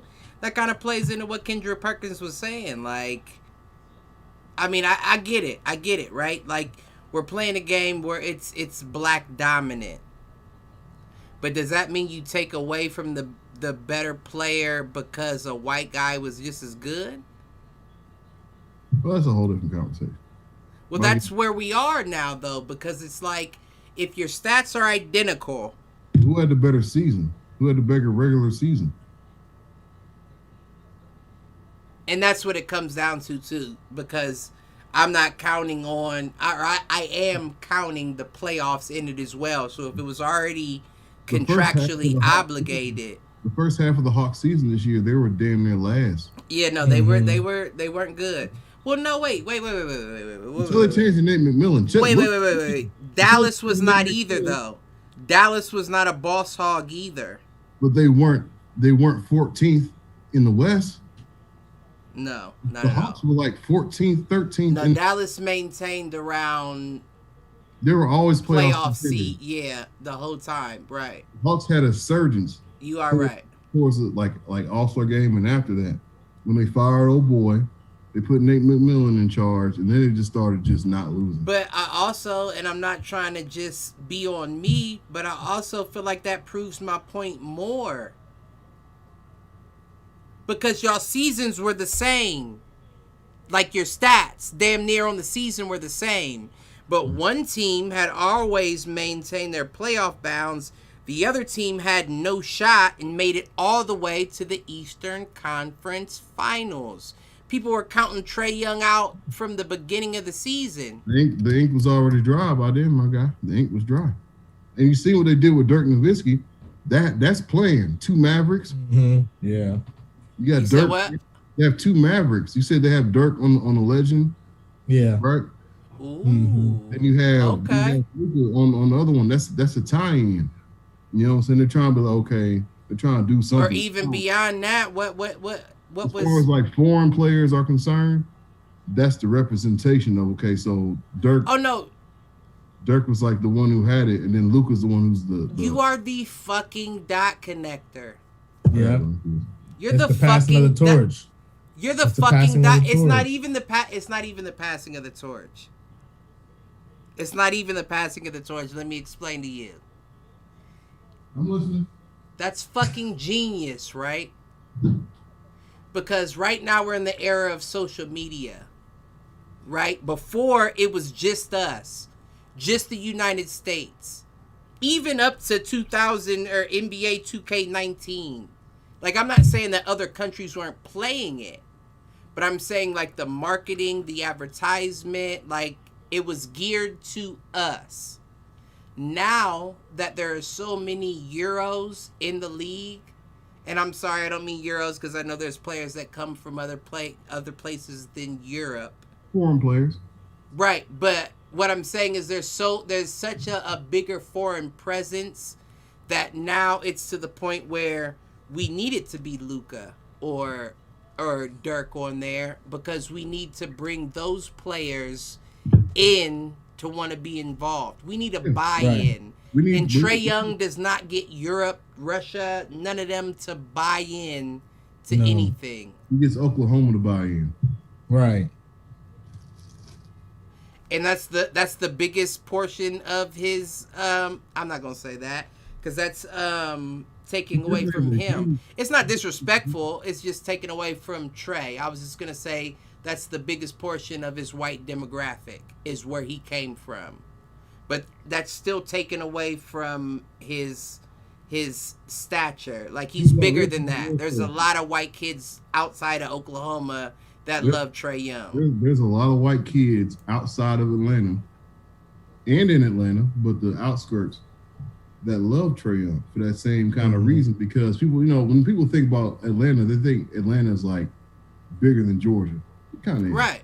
I think. You have to think about all the surrounding areas that are nothing but white people, right? Them sundown cities. I'm not gonna go there, but that he has those fans too. So he has the the white demographic on his team because there's a lot of Hawks fans, white, black, Mexican, or whatever, that's been waiting for this moment for somebody to show up and bring them to the promised land. Right. At least win one game because Atlanta went to. And he mixed too. Yeah, real mixed because his dad is a whole one. Right. Yeah, he is. I'm not gonna go that far. She's a whole one too. Yeah. Just the opposite end. Exactly. But that's what I'm getting at though. Doesn't matter even with all that. We only know that because we're from here. Right. All those players over there that know Luka and know Dirk don't know anything about that. And the NBA needs that money too because it's about capitalism. Luka got a whole country waiting to buy that 2K. Right. You know what? It's the same. It's the same reason why when you play 2K and you're really good at it, you'll never be as good as the guy that pays for it. Oh, you're talking about like pay for all the points and all right? Like I'll pay for it because I talk to people all the time. Like I paid $1,000 for all these points, and I'll be like, God damn! Like I'm never gonna like. It don't matter how good I am, I can't do. And that's how it is in the United States right now. It's to the point that we're going international. And I think that's a good thing. Don't get me wrong. I advocate for us to do so. I do think that's a good thing. I think it makes the American players kind of reset and realize that just because I'm gonna say I can't just cruise. I got to be better. Yeah, I'm gonna say this, and this is with all respect, because even when we were younger, you know, when you saw a white boy on the court, you thought, oh, he's just a shooter. You know, right. You are right. He's just a shooter. You know, the whole NBA has that look to the foreign people. Like, oh, he's just, you know, maybe he can pass the ball good or something like that. Nah, man, they're watching and they're catching up, man, and they're like, man, Eminem look, came. It's not like we came from no spectacular place where we had a spoon in our mouth. We hungry too. We want millions of dollars. Right. You making $200 million? And you know what? Know what? That's funny. That's why it's always the Josh Gibbies coming from Australia and the Luka Doncic's coming from Lithuania, and you look at the Mac McClungs and they going to the G League. Right. These motherfuckers don't have no spoon. You talking about a spoon in my mouth? I've been eating with my hands. These motherfuckers never drank Coca-Cola till they got here. No, I don't know that. You may be just taking. If you ask them about it, this is serious. If you ask them about it, they're like, I didn't know a drink like this existed. You crazy as fuck if you believe maybe that sake. Maybe that sake they never had. They had a Coca-Cola. You crazy as fuck if you believe that, G. But what I'm trying to say is that look, that's true shit. You have to some of these places because you have to understand like government and the things that they let in, right? You're not going to get American products or other type of shit like that. So the shit you drink, it's the shit that they let you drink. They got Coca-Cola. Okay, all right, that's fine. But we've never been to those countries, so I'm not going to sit here and say because I got that from Klitschko though. I got that from Klitschko. Vladimir or which one? Vitaly. Whichever one came here first. Probably Vitaly. He's the older one. That's what he said. He said, "Man, when I got here, I tasted Coke. I drank a whole bucket." But that's also in the 90s, Joe. Right. I get that. So here's what I'm trying to tell you. You say, oh, this is in the 90s. Like, shit's changed like that in some of these countries. Some of them leaders are still alive.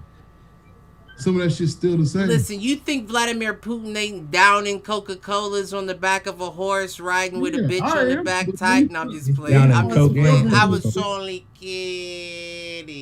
We all, but you know what I'm trying. Putin is one of the people that look, if anybody's enjoying anything, it's going to be me first. If I feel like y'all should enjoy it, I'm going to let y'all.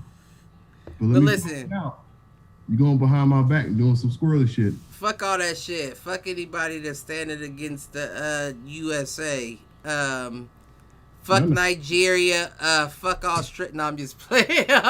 We love everybody. Argentina, you're okay. But last topic, and then I just want hit the showers and all that. Cleveland. My Lord, squad. Do we have to? Look in the we have to. You gotta look in the mirror, don't it? Look in the trade for the greatest, the Big Ben Simmons. Who? Who'd I just say?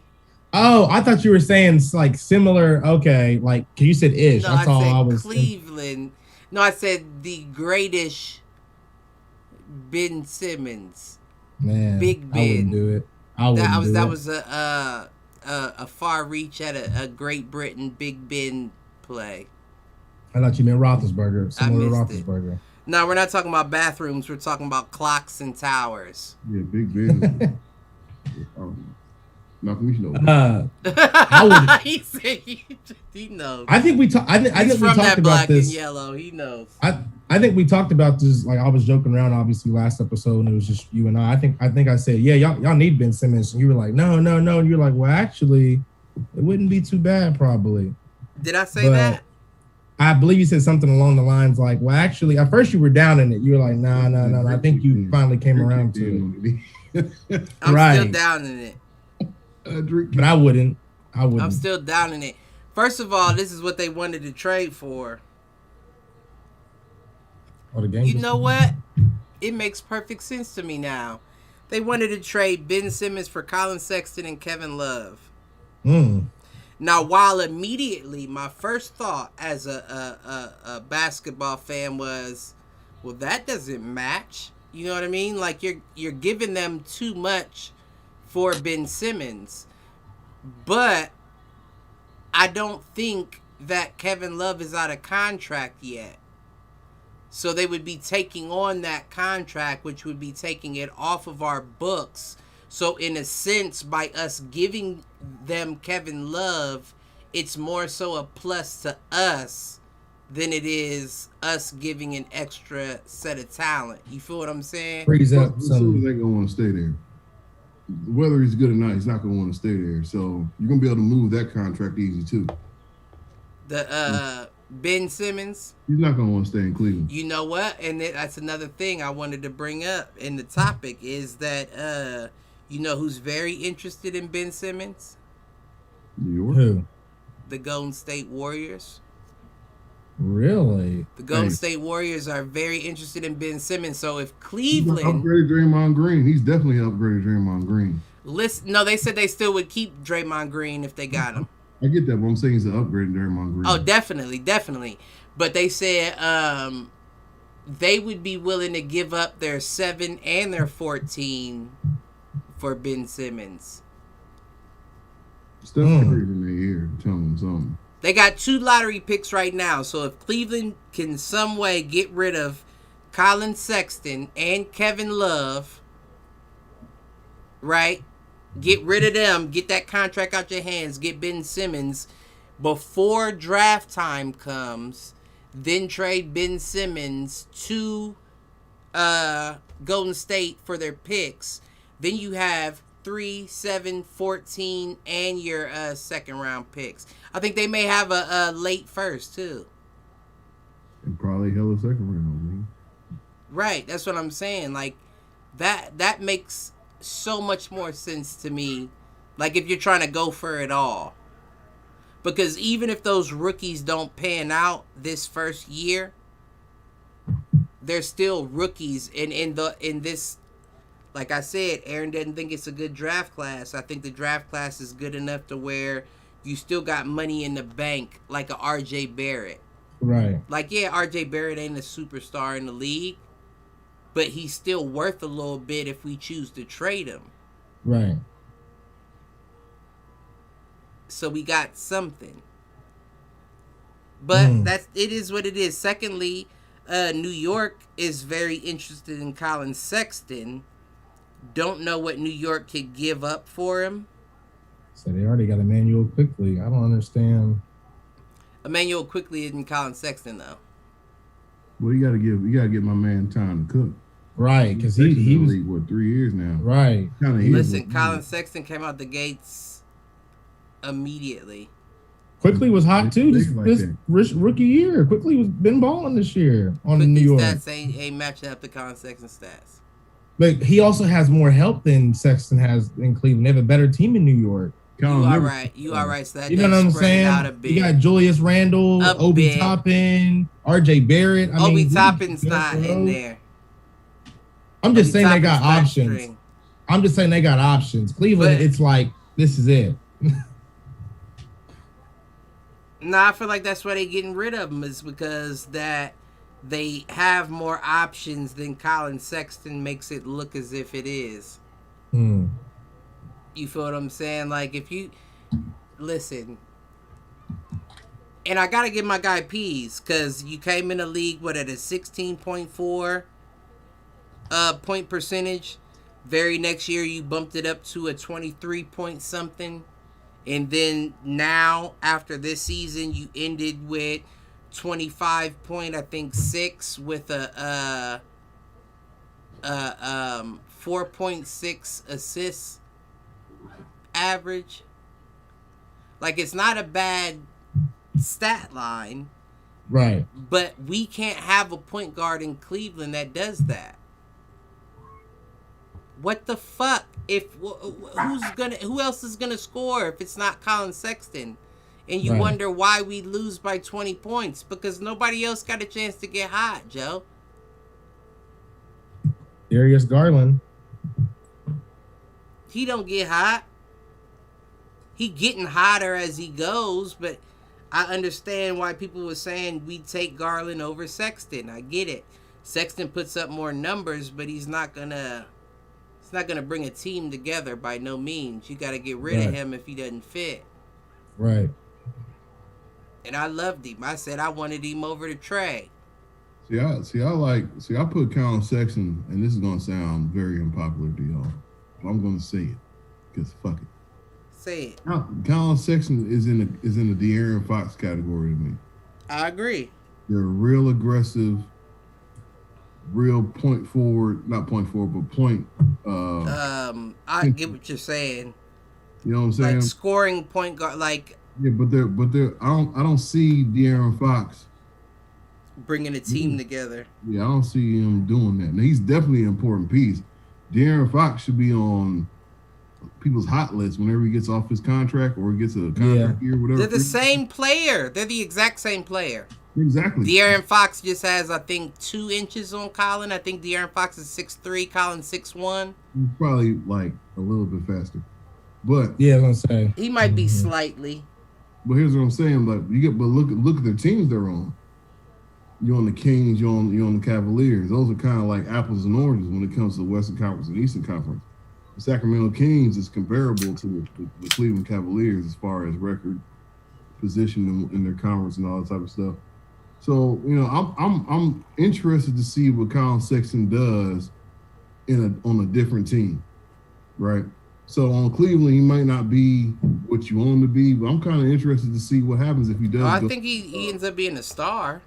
You think he ends up being an all-star? He'll be there at some point, but I don't think he's like a consecutive. Right. I think he's like a one-time. Yeah, I think he just, like you said, like if he gets on the right team, he'll make it. Because honestly, he didn't come far off of making any. Actually, a couple people. Well, no, that was. I'm sorry, I'm mistaken. His rookie year, they took R.J. Barrett to the All-Star, the rookie game over him because Cleveland was a smaller market. So even though his stats were better, they were like, more people will watch R.J. We bringing him up. So he did get fucked over out of that. But no, he was close to that brink of all-star, but he didn't get there this year. Score check. It's 12-4 Suns. Is it? Well. Oh, okay. Well, yeah, we about to wrap it up anyway. What was you about to say? My fault. No, I'm about to say, I got to hop off here. Daddy duties. But. Well, who's your hit the showers? And we USA basketball team. USA basketball team for that 0-2 start is definitely my hit the shower. Oh, it sounds like both of y'all's on the same page. Yeah, man. You're right. That's the only people. That's the only season's dying down. How much people to hit the showers at this point? Just try to rush off and throw something out. No, I've been thinking about shit all week, man. USA. That makes sense. They should hit the showers twice. Shit, right. Hit the for showers both losses. They should. Well, we already gave our predictions, so I guess my hit the showers. I gotta give it to Cody Altman, the Cavs. Not the GM. Because Dan Gilbert's the owner, so I don't know who Cody Altman is. I think is Dan Gilbert still the owner? He's supposed to be. Yeah, I believe so. I think, is he the GM? I don't know. But he's the one that makes the decisions and all that shit. For even considering Ben Simmons, there's no place for Ben Simmons on Cleveland, and it doesn't even make sense to do so. Especially with the pieces you already have and what you have lined up coming in the draft. Unless you're going to, by some chance, make that move I was talking about. Unless he's been in the back room talking to somebody in Golden State, like, if I get him, are you going to for sure take the deal? Right. Unless you middleman in the championship, that's a dumb move. So hit them showers. Anybody got anything for us to take us out? Go Kevin Love and the USA team. Lead the way, Kevin. Represent them Cavs. Yeah, I'm gonna piggyback off that and say, hey, look, y'all representing us. out here in these streets. As far as I'm concerned, if they think we weak on the basketball court, they're gonna think we weak on the battlefield. They're gonna try to trouble us on some other shit. Now I don't want to see that. So y'all need to plan before y'all call some other shit to happen. All I'm gonna say is, if y'all ain't gonna let old girl Sha'Carri Richardson raised in, at least legalize marijuana federally. We'll catch y'all next time, Saturdays.